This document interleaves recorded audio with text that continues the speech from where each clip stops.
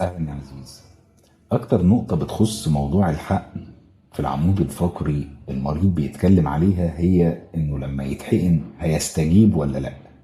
موضوع إن استجابة المريض لحقن العمود الفقري دي حاجة مفيش طبيب يقدر يأكدها لك، ولكن المجتمع الغربي بيلجأ لنقطة وهي الحقن التشخيصي.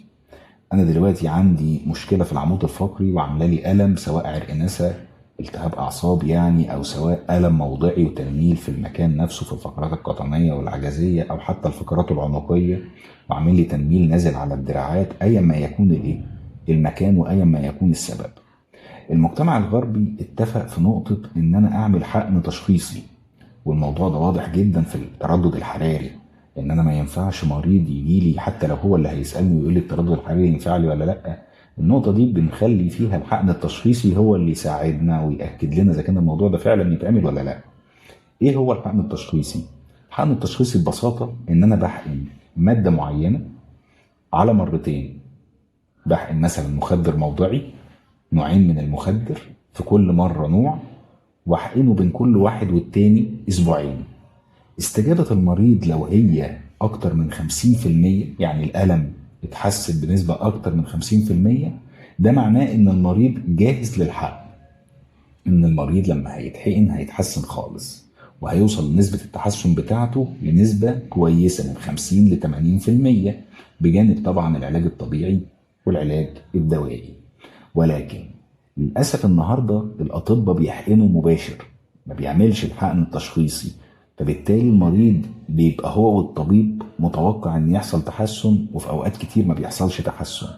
هل يا ترى انا لما هاجي احقن الحقن التشخيصي ده، وليكن مثلا انا عايز احقن جدر العصب الخامس قطني، طب انا دلوقتي لما جيت حقنته المريض ما تحسنش، ده معناه ان المكان ده مش هو مولد الالم، رغم ان ممكن يكون الرنين مطلع او الفحوصات كلها او حتى الفحص العملي الكلينيكي في العياده في زيارتك عند الطبيب يبقى هو ده العصب اللي فيه المشكله، بس لا، ممكن يبقى مولد الالم نسيج تاني خالص، العضله او الوتر او الرباط اللي موجود في المنطقه، ويبقى هو اللي عامل المشكله الاساسيه. بمجرد انت ما حقنت العصب اللي انت شايف ان هو ده فعلا اساس المشكله، المريض ما تحسنش.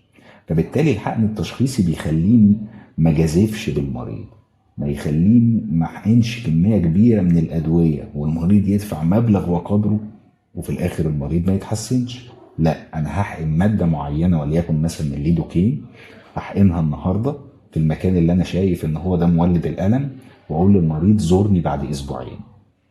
والله بقى هتيجي تقول لي انا اتحسنت نسبيا، اتحسنت 50%، اكتر من 50%، ده مؤشر كويس ان انا احقن حقن تشخيصي تاني. لو اتحسنت خالص ممكن اتجاوز عن الحقن التشخيصي التاني. ليه؟ لان انا كده بقيت شبه متاكد من مين؟ مولد الالم اللي انا حقنته في الاول، وان انت استجبت، فبالتالي هحقن بقى الايه؟ المنطقه كلها، وممكن كمان احقن الضفيره كلها. طب انا والله لسه مش متاكد، لا، ممكن احقن الحقنه التانيه، الحقنه التانيه التشخيصيه برضو. الحقنه دي بحط مخدر تاني غير الليدوكين، ممكن مثلا احقن بابي فاكين. لما احقن البابي فاكين في نفس المنطقه والاقي المريض يتحسن معايا، خلاص انا كده اتاكدت من مكان مولد الالم، اتاكدت من نوع الحقن اللي المفروض احقنه. هحط بقى ايا ما يكون بالاتفاق مع المريض وحسب حالته الصحيه، اذا كان يناسبه كورتيزون، يناسبه والله حقن مخدر فقط، يناسبه مثلا ان انا احط مثلا اي نوع من انواع جروس هرمونز اللي هي عوامل النمو او عناصر النمو، احط مثلا حاجه زي البلازما، احط حاجه زي الدكستروز، ايا ما يكون الماده اللي هتتحقن بالاتفاق مع المريض وطبقا لحالته الصحيه والوضع يسمح بايه. ولكن ان انا احقن المريض جزافي بدون ما اكون متاكد من النسيج اللي هيتحقن اذا كان هو فعلا سبب المشكله ولا لا، ده طبعا بيخلي النتائج مش مضمونه نهائي. هو طبعا الضامن ربنا، ولكن بيقل نسبه الضمان اللي ممكن اضمنها للمريض في حته انه هيتحسن ولا لا. عشان كده بنقول يا ريت، طبعا كل ده بيتم بعمل اختبار حساسيه، يعني انت لازم انت كمريض يتعمل لك اختبار حساسيه من الماده اللي هتتحقن في جسمك. فعشان كده عايزين لما هنبدا موضوع الحقن او هنقرر موضوع الحقن نبدا بالحقن التشخيصي، مش الحقن عموما.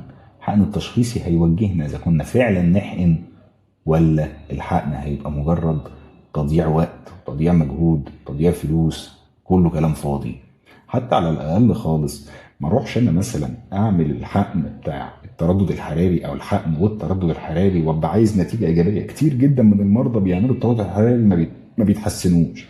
طب ما احنا عندنا الاختبار، نعمل حقن اختباري، الحقن التشخيصي.